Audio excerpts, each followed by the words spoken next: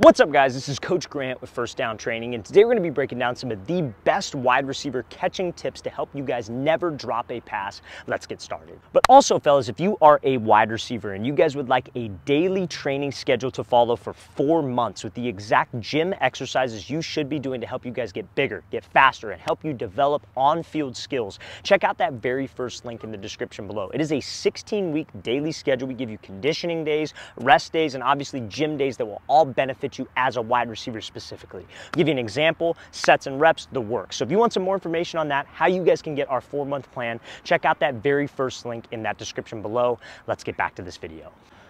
All right, guys, so the number one thing when it comes down to catching every pass is going to be hand placement and where that football hits your hands. We're also going to give you some key things that you can think about to help you look the ball all the way in as this video progresses and as we get on with this. So first things first, though, we have to start with hand placement. So when you guys catch the ball, you guys have probably heard the expression before, soft hands, right? You don't want that ball, you don't want to have that ball hit and you hear it, right? That ball bounces off of your palms. You see so many young wide receivers catch like that. They have their palms outward, it hits their palm, they push the ball away. And that's where a lot of drops happen. You guys have to catch this ball in the webbing of your hand, not your fingertips, because that's where the jam happens and nobody likes that, obviously. You want to stay in the webbing of your hands. That's that like soft catch. Now, when you're in the webbing of your hands, there's 2 key positions. So when that ball is thrown high, like above, I say above the chest, you almost want to pretend your hands are on a clock. It's low, you flip the hands, above the waist, your hands are back in that like diamond shape, if you will. But what I say instead of diamond, because everybody says, oh, a diamond, hey, remember the diamond. That's overused.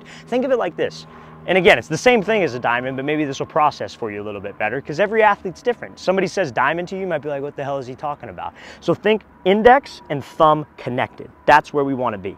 If you guys can have your index and thumb connected, your hands aren't wide, your hands aren't going to be here pushing the ball away. That will help you have that soft hand and catch it in that webbing, which is ultimately what makes you guys secure that pass with soft hands. So number one thing, make sure the index and the thumb are connected. Now when it's a low pass, what do? I say pinky's connected, because when it's low, you can't be in that diamond. Pinky's connected, and that will help your hands go from this to this, and it'll help you secure those lower passes, especially those over-the-shoulder passes that I know everybody struggles with. So hand placement is the first thing that will help you never drop a pass.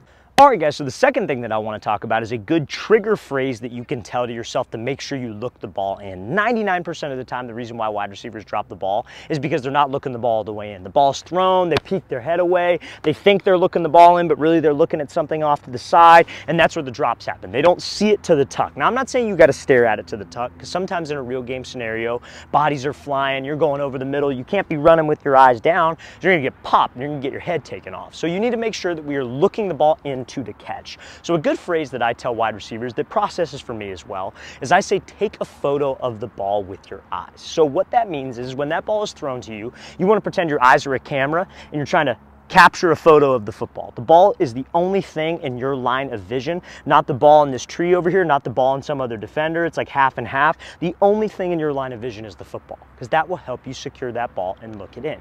Now, maybe take the photo isn't something that processes for you. So we're going to give you 2 more things as this video goes on that will process for you in your head, that will force you to have to look that ball in. All right, guys, so the next thing that I want to talk about that's a good trigger phrase that will help you look the ball in is focusing on laces or spaces. So this is something that I had my receivers do when I used to coach for a team, is that every time we would warm up, everybody I'm sure that plays high school football, youth football, has different like everyday drills, right? You go with your position coach, you do everyday drills. So part of our everyday drills is we would have the guys run at me, I'd throw them a ball, we'd throw over the shoulder, we'd go to the right, we'd go to the left, and we're going to talk about those different things in a second here, but every single time they would catch the ball, they would have to verbally tell me if they saw the laces or no laces. And it's a habit. It's just like everything else. It takes reps and it takes repetition to get good at something. So the reason why I would have them do that is if they're looking for something on the ball, like the laces or the spaces, and they have to hold themselves accountable by calling it out, and the other receivers in the group will hold them accountable, and if you don't call it out, you have some kind of punishment like push-ups, you have to run, whatever it is. When you're accountable for that, you bet your ass you're going to be looking for something. You're going to be looking for the laces or no laces, and you have to call it out. But that builds a habit when you're in the game to have to look that ball all the way in. So that's another great trigger phrase that you could tell yourself. Verbally call out something on the ball. Laces, spaces, whatever it might be. Now, another thing you could do, that's a great trigger phrase for you, is number the 4 quadrants of the ball. So you see how the ball's in these 4 different spots? You put a 1 right here, 2, 3, 4. So when that ball's thrown to you, whatever number you see, you're accountable, you have to call it out. So those are two good things, easy things that will help you guys also look the ball in, and contrary to taking that photo with your eyes. All right, guys, so now one of the most common questions that we get asked on this channel, on this page, is that when that ball is thrown over the shoulder, how do I get better at that over the shoulder catch? So many young wide receivers struggle with that over the shoulder catch because they don't do two things. Number one, they don't trust their eyes, obviously, but number two, they're not late with their hands. So trusting the eyes comes down to the same things that we just talked about. You want to look for balls over the shoulder, you're still thinking laces, no laces, you're still thinking take the photo, you're still thinking about hand placement, pinkies together, all that stuff matters. But what does late hands mean?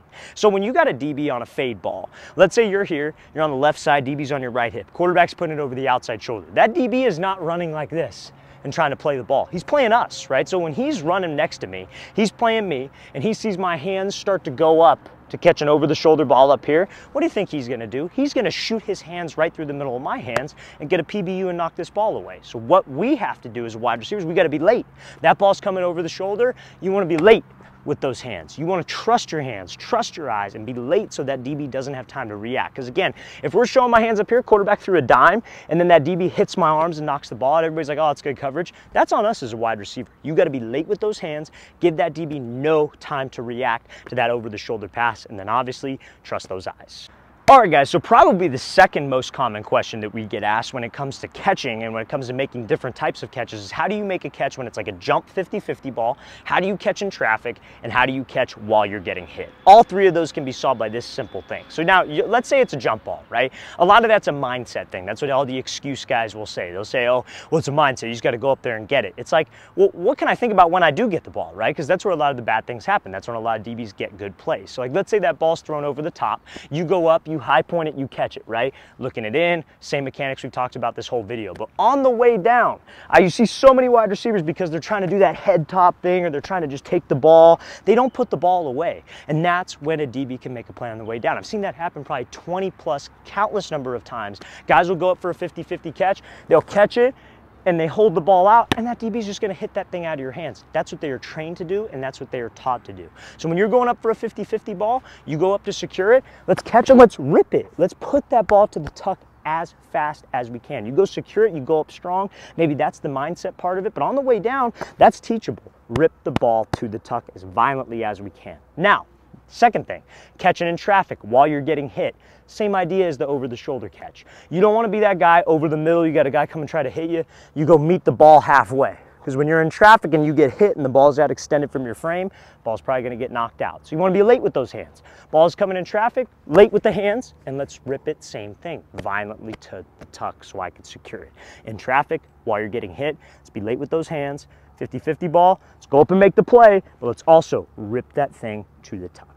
All right, guys, I really want to thank you for watching. I really appreciate it. If you have any questions at all, don't hesitate to leave those in the comment section below. Always appreciate the feedback. It's always great to hear from you guys. And again, fellas, if you would like a 4-month-long daily wide receiver gym workout schedule you can follow, check out that very first link in the description below. We'd love to get you on that. I'll see you guys next time.